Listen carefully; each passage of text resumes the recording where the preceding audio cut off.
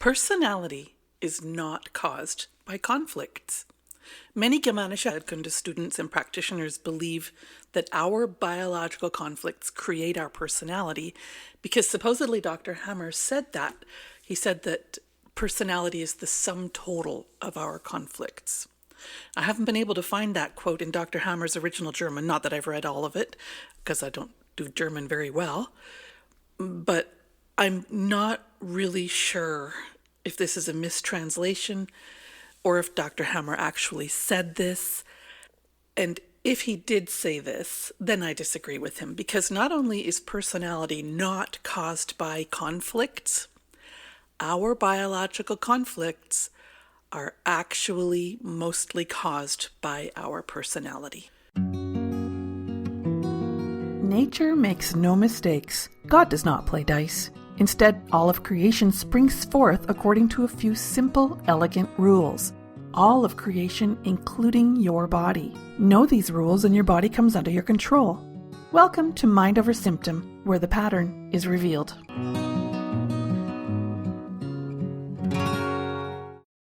Personality is something we're born with. It's our way of modeling, understanding, and responding to life and the world.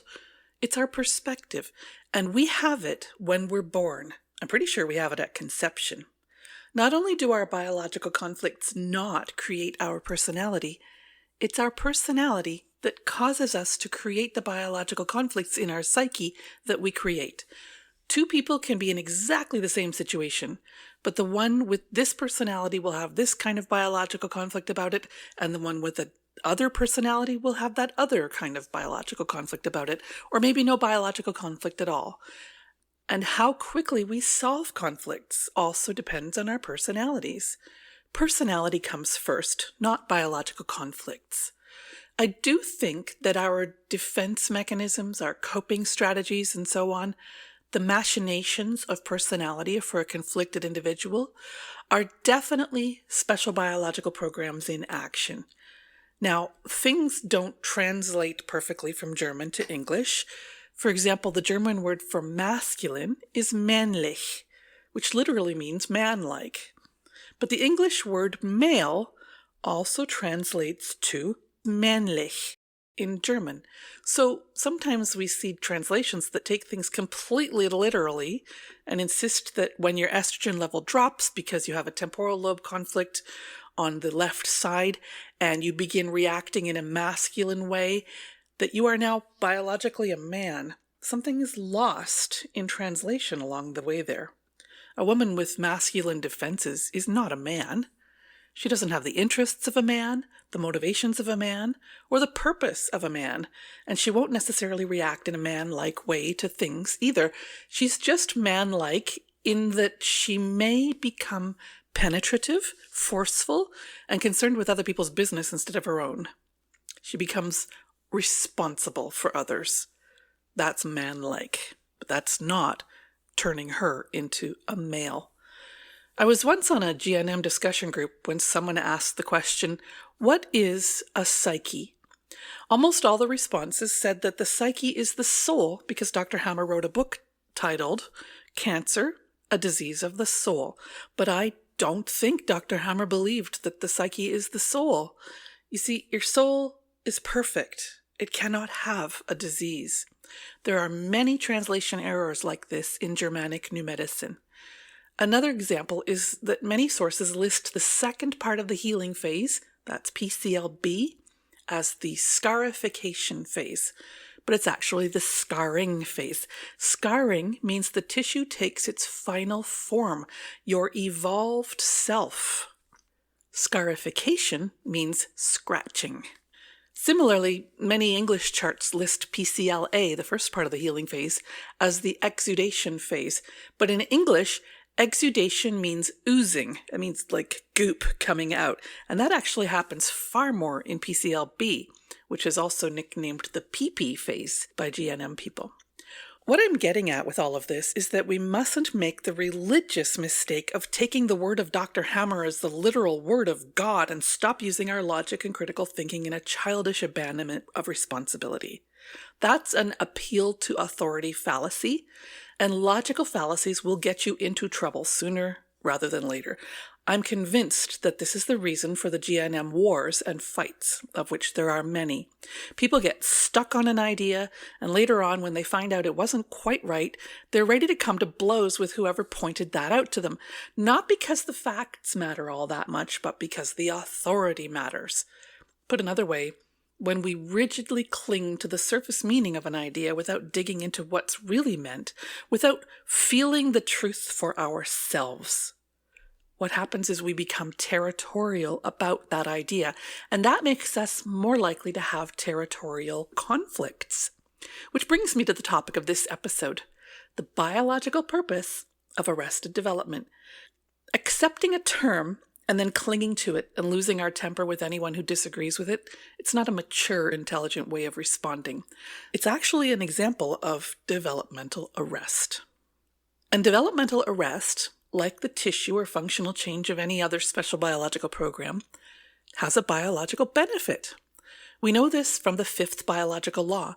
Every significant special biological program is meaningful in the context of your evolution. It's actually how you evolve. So what could possibly be the evolutionary benefit of developmental arrest then? I mean, when we're developmentally arrested, we're literally childlike in our development with respect to the conflict content. Is it about being cute and innocent? I don't think so.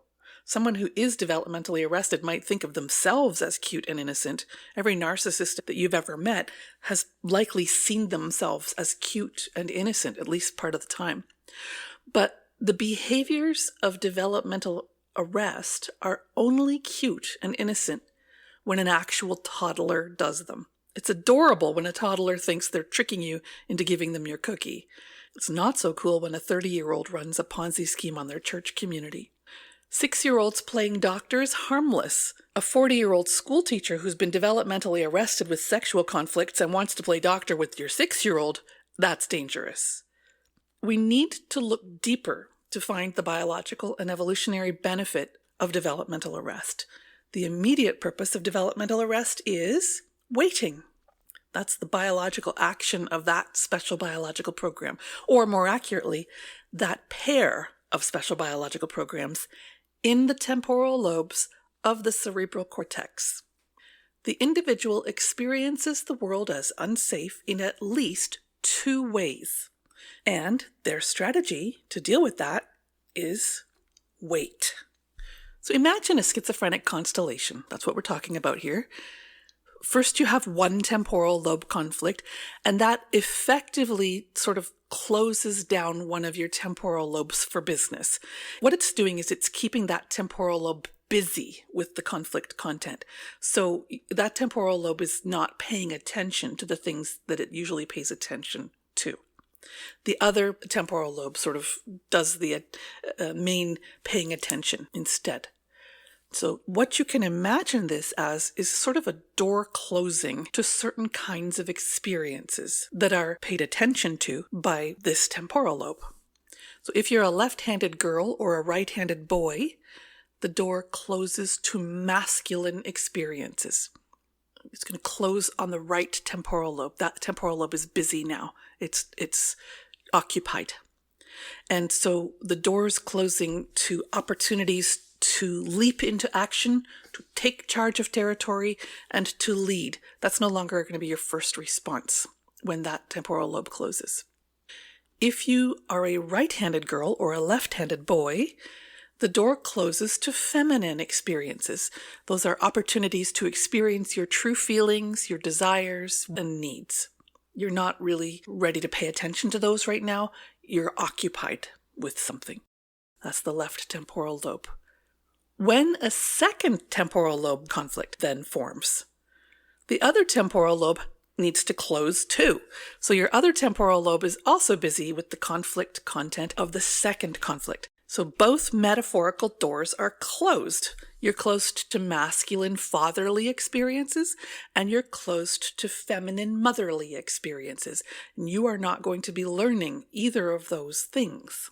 You're not going to be developing through experiences in either of those ways. What you're doing is you're now sitting in a metaphorical waiting room with 2 closed doors, and each of them opens to something scary. so you wait. So what's actually going on in that waiting room of developmental arrest? Developmental arrest isn't really about intellect or emotions. It's literally about development. It's about evolution. It's about becoming more of who you are. When we're developmentally arrested, we stop developing our psychological capacity and we remain the psychological age at which we became arrested. If that age was 9, then we continue to care about the things we cared about as a 9-year-old. We keep the attention span of a 9-year-old, the level of personal responsibility of a 9-year-old, concern for social rules and hierarchies like a 9-year-old, emotional reactions of a 9-year-old. And what we're really doing while locking ourselves in that waiting room is we're not having the experiences we need in order to grow up. We're not having father and mother experiences. Now, this isn't about being dumb at all. It's the opposite, actually. Developmental arrest is about being childish, and the younger you are neurologically, the more intelligent you actually are in many ways. So children with developmental arrest, the younger they are developmentally when they're arrested, the more genius they are in relation to whatever your neurological development is supposed to be at that age. You could teach a 3-year-old 20 languages and they would pick them all up like in weeks and be fluent. If somebody's developmentally arrested at a 3-year-old stage, they've got that brain capacity. They're much smarter than average in that particular way. Children are extremely open-minded. They're extremely curious and extremely capable learners. Children are far more mindful than adults, meaning they can contact reality much more keenly and are much more sensitive to facts. Little kids are linguistic and mathematical geniuses when it comes to pattern recognition and learning. You could teach that child all those languages and advanced mathematics, encyclopedic knowledge, and they would absorb enormous amounts of information and they would understand it. They're speed readers, they can do all those things. But even the smartest 3-year-old really can't function independently. They need someone else to be in charge of the family and the tribe, do the territorial stuff. That little kid, that 3-year-old, for example, is an information sponge, but they're also a little narcissist who doesn't yet have the psychological capacity to deal with the harder challenges of life because they're still learning how life works. And developmental arrest occurs when we're stuck in that state because of a schizophrenic constellation. If someone you know is suffering developmental arrest or regression, the way to help them catch up in their maturation is to help them recognize what they're waiting for. Because developmental arrest is not stupidity, it's hesitation. It's the psyche saying, I am not ready to go through either of those doors yet. But evolution doesn't happen in the waiting room. Evolution happens when we finally gather the courage to open one of those doors and step through it. And by the way, we always need to start by opening the door that closed second, or the door that closed more recently. So you can have multiple temporal lobe conflicts. Then what we're doing when we open that door is we feel the enormity of our lack of development. And this is really scary. And we can have a lot of self-devaluation, and we're prone to new cerebral cortex conflicts and new self-devaluation conflicts when we're in that state of self-devaluation and realizing, oh no, I did wrong. I didn't do good enough. So it's a sensitive, difficult time. So before beginning this kind of work, we need to be aware of both component conflicts of the schizophrenic constellation. We don't want to just fix one. We want to fix the whole gamut. We need to be ready for some really crazy feelings as we come out of our nice, safe waiting room, because the ultimate solution for developmental arrest is to solve the first conflict of the constellation. That's the ultimate solution. But we can't start there. But we have to finish there. And it's miserable along the way. So we want to do the whole thing at once. We need to be prepared to deal with something large like that. And that first conflict of the constellation is usually ancient stuff that we've gotten really good at not thinking about. The good news is, in our avoidance of the topic, we've developed a lot of great skills that we can rely on as we deal with the original wound. This is why when a child who's been in developmental arrest gets a break from that second conflict, and they're no longer in the constellation, there's this catch-up phenomenon that can develop at a shocking speed. Think about ways in which you haven't grown up as much as others seem to have done. It's likely because you've had 2 or more cerebral cortex conflicts and you've gone into a waiting room of your own on that topic, like in relation to that conflict content. But you've developed amazing abilities while you waited around all those years. And you can unleash those abilities like a boss when you come out of your developmental arrest by solving those conflicts. For me, the developmental arrest was first an identity conflict and then a territorial fear. It resulted in mythomania constellation, and my developmental arrest had me waiting on the sidelines. Not 24/7. I resolved both conflicts many times, but I was very prone to getting arrested again and again and again. And that would have me waiting on the sidelines always as a supporting character for someone else's story. And in my life and my relationships, I was always the adorable sidekick, but never the central character in the story. And while I was in that waiting room, developmentally arrested in that particular way, I accumulated vast knowledge about how life should work, how the psyche works, how relationships work, how to deal with the kinds of people that treat you like a sidekick instead of the central character in your own life. First, I opened the door of territorial fear. For me, that was the second conflict. And when it comes to schizophrenic constellations, you have to open the second door first. You have to solve the second or most recent conflict first. I began feeling my terrible fear of others, my terrible sense that I couldn't trust others because they were all trying to take advantage of me and then discard me when I was no longer useful. What a horrible feeling. But, maybe there are some people who do want to treat us that way. Doesn't mean that they can. Doesn't mean that they can get away with it. It doesn't mean that it's even personal. Making peace with that ended my developmental arrest because it ended my territorial fear, and that allowed me to begin addressing the identity conflict, which was the first conflict of that constellation. It allowed me to open the first door of the waiting room and face what lay outside. Guess what? Now I don't have an identity conflict anymore, and I have a giant mountain of amazing content that I've developed over the years. My mythomania constellation and my developmental arrest helped me to develop a very high skill level and a lot of content in order to help others solve their conflicts and feel better. So that's my superpower that came out of that, and that's the benefit of developmental arrest. I could not have accumulated this skill and knowledge if I hadn't been developmentally arrested and hanging out in the mythomania waiting room for those, off and on for those couple of decades. I wouldn't have been interested. I wouldn't have had time because I'd have been busy with grown-up activities in my life. So that's the biological purpose of developmental arrest. If you or a loved one is developmentally immature in some way, realize that while this waiting game is going on, there's a superpower being built up. It's the training time.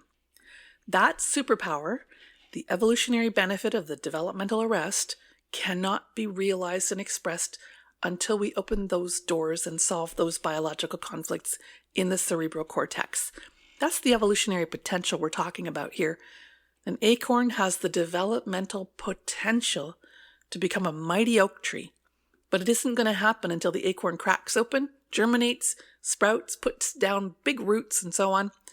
What makes this wonderful for me is that I know that every stage along the way was purposeful and meaningful in its own right. I even made a course about it. It's called Immune.